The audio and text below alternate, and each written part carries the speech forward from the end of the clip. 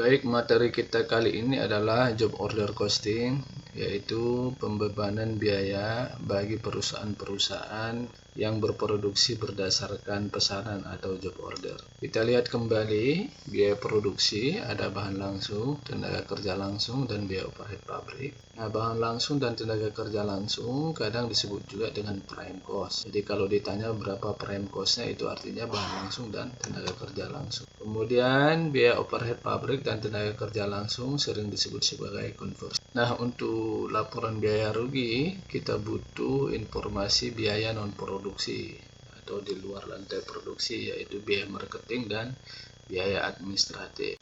Nah, untuk biaya produksi, ada bahan langsung, tenaga kerja langsung, dan overhead pabrik. Bahan langsung adalah bahan baku yang bisa kita telusuri di produk jadi dan merupakan bagian yang paling dominan dalam hal nilai uangnya dibandingkan bahan yang lain. Sedangkan tenaga kerja langsung itu adalah biaya yang kita keluarkan untuk tenaga kerja yang terlibat langsung menangani produk sehingga menjadi produk jadi. Sedangkan overhead pabrik adalah biaya di luar dari bahan langsung dan tenaga kerja langsung. Nah, bagaimana mengukur bahan langsung? Sesudah bahan langsung dikeluarkan, Departemen Akuntansi akan mencatat biayanya secara langsung ke dalam kartu biaya. Nah, kartu biaya adalah formulir yang disiapkan oleh Departemen Akuntansi untuk setiap pekerjaan yang diterima. Nah, setiap departemen produksi membutuhkan bahan baku, maka Departemen Produksi akan mengeluarkan formulir permintaan bahan yang dikirimkan ke gudang bahan baku. Kira-kira bentuk formulir permintaan bahan seperti ini. Nomor permintaan bahan, kemudian tanggal, kemudian untuk pekerjaan nomor berapa, kemudian departemen yang minta dari departemen mana, kemudian apa yang mereka minta, berapa banyak, kemudian akan ditandatangani pada saat bahan baku tadi diterima oleh bagian produksi. Untuk mengukur tenaga kerja langsung, berapa biaya yang sudah kita keluarkan untuk tenaga kerja langsung, kita bisa lihat di kartu jam kerjanya. Ini contohnya kartu jam kerja untuk karyawan. Ini ada data mulai bekerja, selesai, kemudian berapa jam, berapa waktunya, kemudian berapa tarifnya dan jumlahnya, dan dia mengerjakan pekerjaan apa. Nah, ini contoh kartu biaya yang disiapkan oleh Departemen Akuntansi. Ini untuk nomor pekerjaan apa, kapan dimulai pekerjaan tersebut. Nah, kita lihat ada bahan langsung, tenaga kerja langsung, dan overhead pabrik. Nah, untuk bahan langsung, kita lihat untuk pekerjaan 2B47 berapa biaya bahan langsungnya. Nah, kita lihat di sini bahan langsungnya $660. Kita tuliskan di sini bahan langsung $660. Kemudian tenaga kerja langsung untuk pekerjaan 2B47. Nah, kita lihat di sini nomor pekerjaannya 2B47 sebesar $45. Sehingga kartu biaya ini sudah menginformasikan besarnya bahan langsung dan tenaga kerja langsung. Untuk pembebanan biaya overhead, kita tahu bahwa overhead pabrik adalah biaya tidak langsung. Overhead pabrik terdiri dari berbagai macam jenis biaya, mulai dari paseling untuk mesin sampai gaji tahunan manajer pabrik. Meskipun output produksi berfluktuasi, biaya overhead pabrik relatif tetap karena adanya biaya tetap. Nah, masalahnya biaya overhead ini terkadang kita baru tahu nominalnya jumlahnya di akhir periode akuntansi atau di akhir. Sementara bisa jadi produk yang kita kerjakan karena pekerjaannya job order, maka dia bisa dikirimkan sebelum berakhirnya masa periode akuntansi. Maka kita tidak tahu berapa biaya overhead pabrik yang sebenarnya terjadi sebelum berakhirnya periode akuntansi tersebut. Maka untuk mengatasi itu, kita melakukan pembebanan biaya overhead dengan allocation base. Basis alokasi adalah suatu ukuran seperti jam kerja langsung atau jam mesin yang digunakan untuk membebankan overhead ke produk. Basis alokasi yang umumnya digunakan adalah jam kerja langsung dan biaya tenaga kerja langsung. Nah, ini untuk menghitung basis alokasi tarif overhead yang ditentukan di muka. Estimasi biaya overhead pabrik total dibagi dengan estimasi unit produksi total. Nah, di awal periode akuntansi kita estimasikan dulu kira-kira berapa biaya overhead pabrik totalnya, kemudian kira-kira berapa unit produksi total. Nah, untuk kasus ini, untuk pekerjaan 2B47 kita lihat kartu biaya lengkapnya seperti ini. Ini adalah bahan langsung, tenaga kerja langsung, dan overhead pabrik. Nah, di overhead pabrik menggunakan tarif alokasi berdasarkan jam kerja. Di sini tarif alokasinya $8 per jam kerja. Nah, ini kita lihat berkaitan dengan pekerjaan 2B47 bahan langsung yang digunakan seperti ini. Totalnya 1.400. Kemudian tenaga kerja langsung itu kita totalnya 27 jam. Kemudian nominalnya sebesar $180. Nah, sehingga overhead pabriknya 27 jam berdasarkan alokasi jam kerja langsung dikali $8 per jam, sehingga diperoleh overhead pabrik $216. Sehingga kita bisa ringkas biayanya untuk bahan langsung $1.404. Kemudian untuk tenaga kerja langsung $180, kemudian untuk overhead pabrik $216, sehingga total biaya produksinya adalah $1.800, sehingga biaya per unitnya adalah $900. Ini 1.800 dibagi jumlah unit yang diproduksi, $900. Kita lihat contoh kasus ini, job order costing. Perusahaan Run Company menghasilkan medali penghargaan emas dan perak.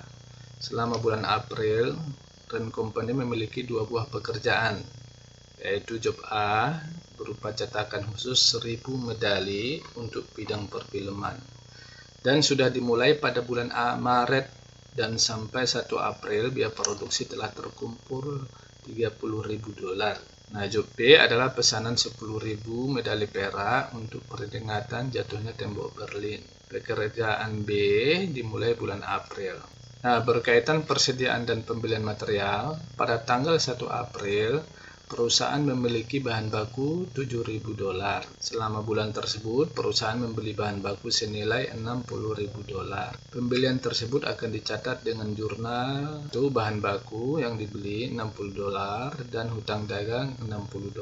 Hutang karena produknya belum terjual, jadi dianggap hutang. Kemudian pengeluaran material selama bulan April dibutuhkan bahan baku sebanyak $52.000. Jurnal pengeluaran bahan material tersebut bisa dicatat seperti ini: barang dalam proses 50.000, overhead pabrik 2.000, kemudian bahan baku 52.000. Ini artinya bahan langsung 50.000 dan bahan tidak langsung 2.000. Total dikeluarkan pada bulan April adalah 52.000. Kemudian kalau kita lihat di aliran rekening untuk bahan baku, kita lihat dari formulir permintaan bahan, kita siapkan rekening material, work in process, dan manufacturing overhead. Di materialnya disebutkan bahwa saldo awalnya itu 7.000. Pada tanggal 1 April perusahaan memiliki bahan baku 7.000, ya ini saldo awalnya 7.000. Kemudian pembelian bahan baku 60.000. Kemudian penggunaan bahan baku tadi 52.000, di mana 50.000 adalah bahan langsung. Kemudian bahan tidak langsungnya masuk di overhead manufacturing 2.000. Kemudian materialnya keluar 52.000. Kita perhatikan di sisi kanan rekening. Kemudian untuk work in process bahan langsung kita tambahkan 50.000. Kemudian overhead. Nah, kemudian 50.000 dari bahan baku langsung yang digunakan. Informasinya 28.000 digunakan untuk job A dan 22.000 digunakan untuk job B. Nah, untuk kartu biaya job A itu sudah saldo 30.000. Nah, kita peroleh informasinya dari sini sampai 1 April biaya produksi telah terkumpul 30.000. Nah, sehingga kita tulis di sini 30.000. Untuk job B, karena dia baru dimulai dikerjakan pada bulan April, maka saldonya masih 0. Kemudian berkaitan dengan biaya tenaga kerja, di sini ada informasi biaya tenaga kerja dicatat dengan jurnal barang dalam proses 60.000, overhead pabrik 15.000, dan utang upah dan gaji 75.000. Jadi dari sini kita peroleh informasi biaya tenaga kerja langsungnya 60.000, sedangkan biaya tidak langsungnya atau overheadnya 15.000. Nah, aliran biaya tenaga kerja dari kartu jam kerja untuk semua rekening, kita lihat rekening utang upah, kemudian work in process, dan manufacturing overhead. Tadi utang upah dan gaji adalah 75.000, sehingga rekening utang upah ini ada 75.000. Dan 75.000 itu adalah tenaga kerja langsungnya 60.000 dan tenaga kerja tidak langsungnya di rekening overhead 15.000. Nah, dari informasi yang ada bahwa biaya tenaga kerja langsung yang 60.000 itu masuk untuk job A 40.000 dan kemudian masuk ke job B 20.000. Berikutnya untuk biaya overhead. Biaya overhead di rent company yaitu utilitas dan air dan listrik 21.000, sewa peralatan pabrik 16.000, lain-lain 3.000, sehingga totalnya 40.000. Kita buat jurnalnya, jurnal 4, overhead pabrik 40.000, kemudian hutang dagang 40.000. Kemudian selanjutnya selama bulan April ada pajak properti 13.000, kemudian asuransi gedung sebesar 7.000, sehingga totalnya 20.000. Telah habis dibebankan berarti sudah dikeluarkan, yaitu overhead pabrik 20.000, kemudian pajak properti 13.000 dan asuransi dibayar di muka 7. Nah, untuk penyusutan peralatan pabrik sebesar 18.000 selama bulan April, overhead pabrik 18.000, kemudian akumulasi penyusutan 18.000. Untuk perusahaan rent company, pembebanan biaya overheadnya menggunakan jam mesin dengan tarif $6 per jam mesin. Nah, selama bulan April dibutuhkan 10.000 jam mesin untuk job A dan 5.000 jam mesin untuk job B. Dengan demikian, biaya overhead yang dibebankan ke barang dalam proses adalah $90.000. Jadi 10.000 ditambah 5.000 jam menjadi 15.000 jam dikali biaya overhead ditentukan di muka $6 per jam, sehingga totalnya adalah 90.000. Kita tulis jurnal 7, barang dalam proses 90.000 dan overhead pabrik 90.000. Nah, kita lihat aliran biaya overheadnya untuk kartu rekening di work in process dan manufacturing overhead.